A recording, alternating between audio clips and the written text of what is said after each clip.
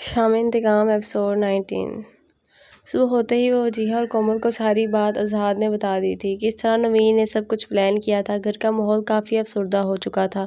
शाहनवाज भी अपने कमरे तक महदूद हो चुके थे और हुनैन भी काफ़ी अफसरदा सी थी। अपनी बहन के बारे में सोचकर वजीहा ने शाहनवाज को काफ़ी तसल्ली दी थी। इसी दौरान अजहार ने शाहनवाज और वजीहा से अब्बास और कोमल के रिश्ते की बात की थी। शाहनवाज ने अब्बास के लो स्टेटस पर सवाल किया, जिसे अजहार ने कहकर मामला हल किया। अब्बास एक केयरिंग लड़का है, करम से कई गुना ज़्यादा मुझे अब्बास पर भरोसा है कि वो कोमल का बेहतरीन तरीके से ख्याल रखेगा। वजीहा ने भी अपनी रजामंदी का इजहार किया तो शाहनवाज ने कहा, अब्बास को कहे किसी बड़े को रिश्ता लेकर भेजे, इस तरह रिश्ते नहीं होते। शाहनवाज की बात सुनकर सब लोग काफ़ी खुश हो चुके थे और घर के माहौल की अफसरदगी को ख़त्म करने के लिए बहुत जल्द शादी का फ़ैसला किया था।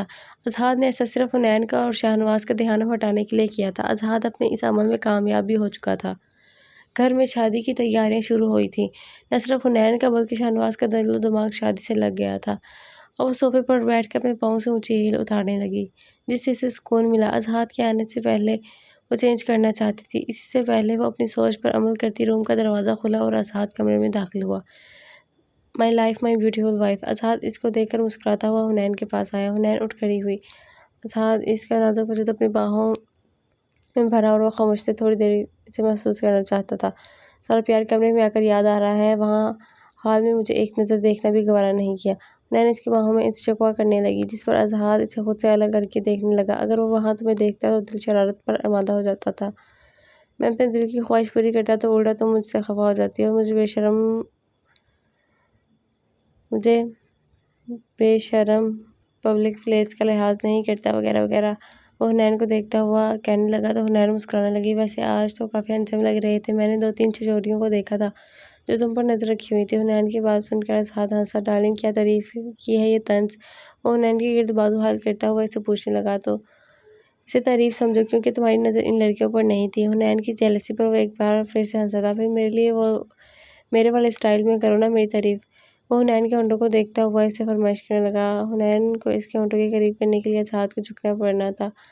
अजहार ने इसका कमर से पकड़कर ऊंचा उठाया और खुद इसके होंठों पर अपने होंठों की गिरफ्त में ले लिया था, क्योंकि इसे अपनी बीवी की भी तारीफ करनी थी। मेरे ख्याल में इतनी सी तारीफ से कुछ नहीं होने वाला। हमें रात एक दूसरे को भरपूर तरीके से सराहना चाहिए।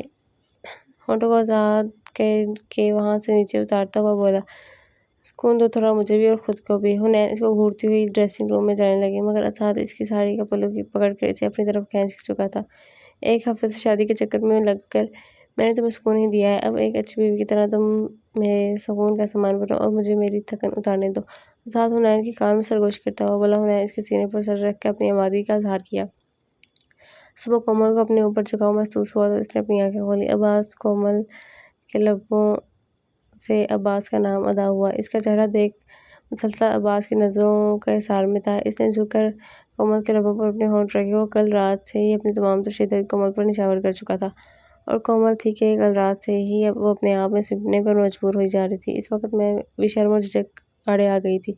तभी वो अब्बास को पीछे हटाते हुए कम्फर्ट मुँह तक ओढ़ने लगी।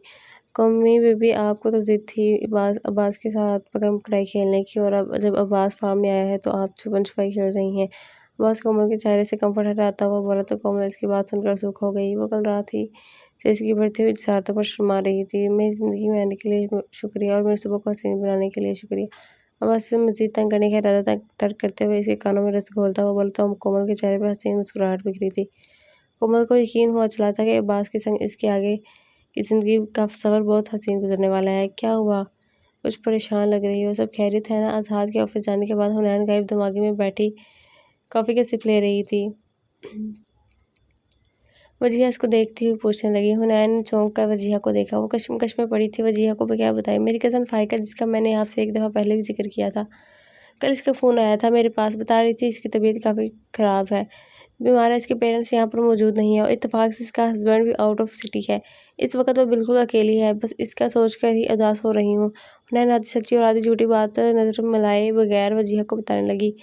कल रात इसके पास आई तो फ़ाइका की ही कॉल थी, मगर इसने ये सब बातें हुनैन को नवीन के बारे में बताई थी। बकौल इसके 2 हफ़्ते से नवीन शदीद बीमार है, इसे कैंसर हुआ है, जिसका इलाज करवाने कल इसकी लंदन की फ़्लाइट है। नवीन के बारे में ये खबर सुनकर हुनैन का दिल कल रात से ही बुरी तरह परेशान था। अज़हात के बारे में अज़हात कई बार इसके चुप रहने की वजह भी पूछने पर वो सरदर्द का बहाना कहकर बात टाल गई। वो घर के किसी भी फ़र्द के सामने नवीन का नाम नहीं ले सकती थी, किसी का मूड ख़राब नहीं करना चाहती थी, मगर अपने दिल को नहीं समझा सकती थी, क्योंकि वो लाख बुरी सही मगर इसकी सगी बहन थी। तो बेटा, इसमें उदास होने वाली क्या बात है? अज़हात वापस आए तो आज फ़ाइका के पास चले जाना थोड़ी देर के लिए। वजिया की बात सुनकर वो इसे देखने लगी। भला अज़हात के साथ वो नवीन से कैसे मिलने जा सकती है? अगर आप मुनासिब समझे तो मैं अभी अब फ़ज़ल के साथ चली जाऊँ, 2 घंटे के अंदर वापस आ जाऊँगी। अभी तो वैसे भी मैं फ्री हूँ। हुनैन वजिया को देखते हुए पूछने लगी। हाँ, तो फिर ऐसा करो, फ़ज़ल के साथ चली जाओ। कल शाम वैसे भी अब्बास और कोमल आने वाले हैं।